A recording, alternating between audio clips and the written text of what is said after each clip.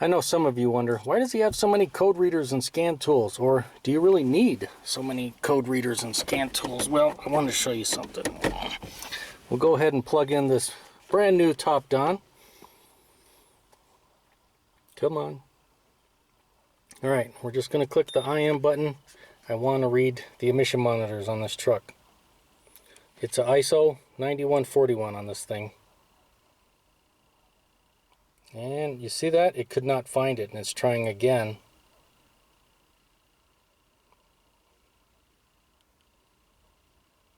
And nope, it doesn't like it. And yes, the vehicle is on. Well, not running, but the key is on. So we'll unplug that one. We'll take the old Autel. We'll plug it in if I can. Oh, somebody's calling. It's probably the disgruntled mechanic.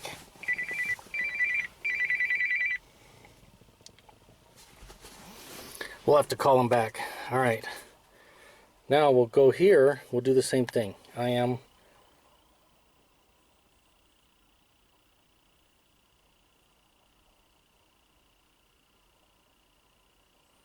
Come on, you can do it. This thing is definitely a little slower.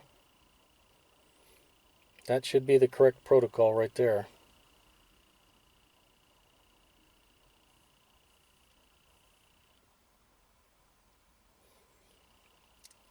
And it found it, and there you go.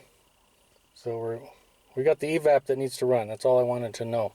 But yes, to answer the question, do you need more than one code reader? Or scan tools are not immune to the same issue. Some vehicles, you know, they don't work, or certain functions don't work, or the data stream can be incorrect. You can run into a lot of problems. So yes, the short answer is yes, you need more than one code reader. You need more than one scan tool if you do this thing, you know, more than just your DIY once a year. I definitely recommend have more than one code reader, have more than one scan tool, because you're going to run across things like this. So yes, the answer is yes, you do need it. And as always, if the video helped you out, you liked it, make sure to give it a thumbs up. Thanks for watching. Alright, a little bit of bonus footage for those of you who are wondering whether the old top-down actually works.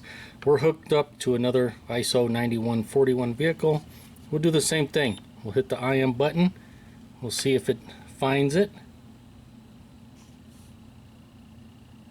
And there it goes. Works perfect. And what do you know? This one, the evap's not complete either. So there you go. The tool works. It just doesn't like that other vehicle. Thanks for watching.